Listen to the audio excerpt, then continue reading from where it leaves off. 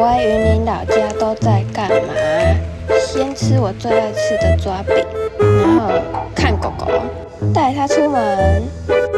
它是 Q B， 看它睡觉。我在笑我爸一出门就下雨，必须去拜拜一下的啦。